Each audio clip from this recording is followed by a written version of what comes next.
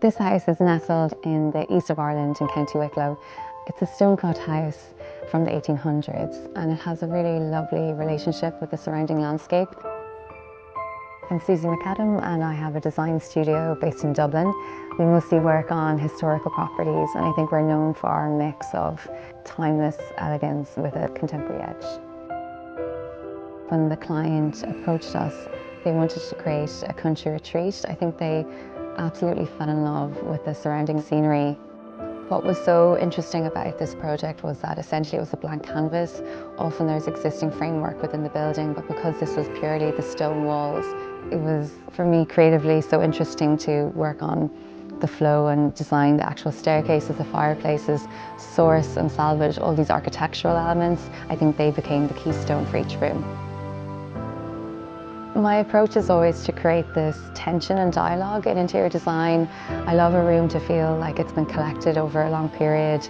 For this project, even though we only had a couple of years, we worked tirelessly sourcing a lot of Irish antiques, so both kind of classical Georgian pieces and then the kind of more farmhouse vernacular.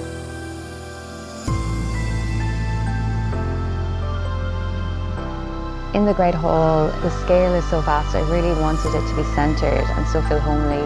We grounded it by, I suppose, creating these two distinct seating areas. So one is more around the fireplace. We sourced this beautiful Italian 17th century stone fireplace. And then the clients also love to play music and entertain. So on the other side, we have a slightly more open kind of space for drinks. Surrounding that core seating element then, we have a lot of interesting pieces. Two in particular that I absolutely love were the oversized girandoles or wall sconces. They were actually from a chateau outside Paris in a ballroom. So I think that's, the scale is there, but placed opposite each other again, kind of, it gives a kind of grandness and a almost theatrical feeling to it, but it's still very cozy and welcoming within the seating areas.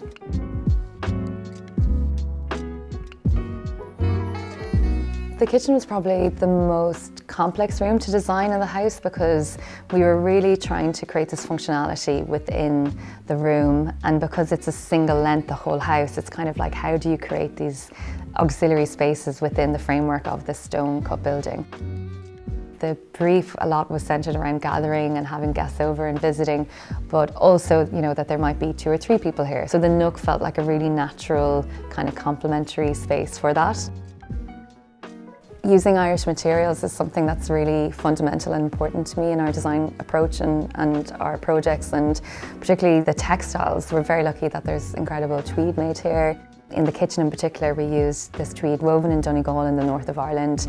It's really lovely to see that kind of combination of colours teamed with the kind of more rustic stone and the marble within the kitchen.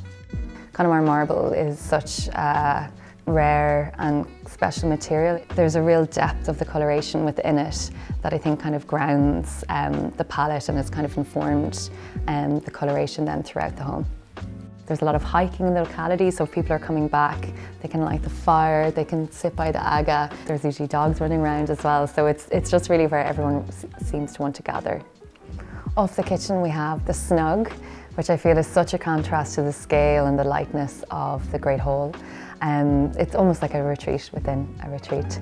There's 2 very small windows within the room, so for me it was never going to be a bright open space, so it felt natural to paint it quite dark.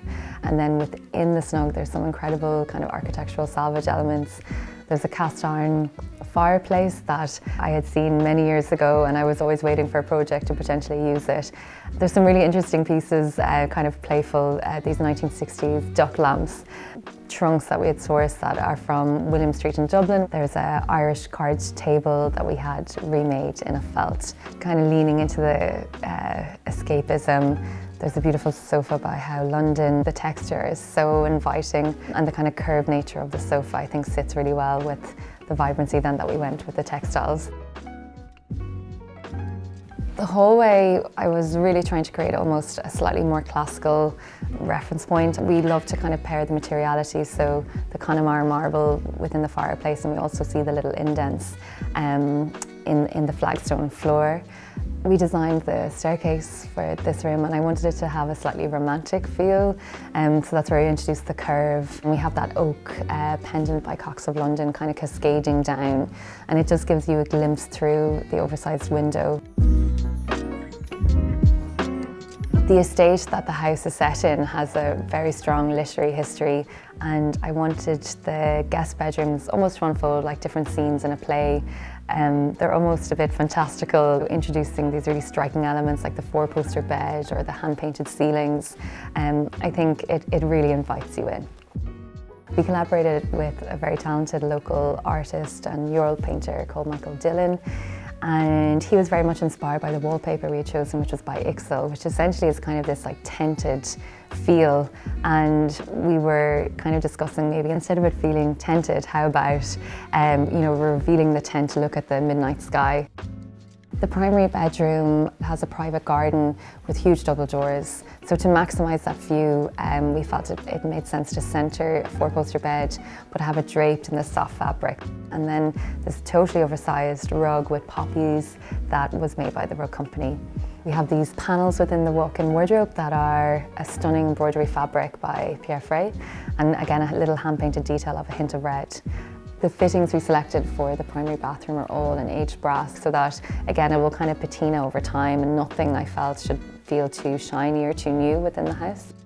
Two of my favourite pieces are the pair of Georgian rock crystal mirrors that sit proudly over the vanity. They're quite hard to source, especially in a pair, so I felt it was really nice to have them kind of reflect the palette of the bedroom beside it. The shower is a Victorian design that I had admired for years, and it just brings this striking strength and energy, I think, to the primary bathroom. The gallery had always been an empty space with just some chairs, and because the homeowners had a huge collection of books and a library, it felt a really appropriate choice to create these bespoke bookcases, and they kind of soar, I feel, so you can view them even when you're in the Great Hall. And we did them in this kind of lacquered red with soft wall lights, so I think even the artwork and objects they have really jump out at you. The rug is a totally bespoke design, and it actually tells a story as you journey around it, and I love to introduce that level of kind of narrative and storytelling even within a textile. I think every plane has opportunity for design history moments, and I think you can really see that throughout this project. I was very grateful in this project in that the client very much trusted our aesthetic and gave us a lot of creative freedom, so it allowed us to really push the boundaries maybe with the pieces and that we selected. And I think it's very evident as you kind of explore the home, there's very much unexpected moments and pieces that catch your eye that I really adored kind of creating and curating.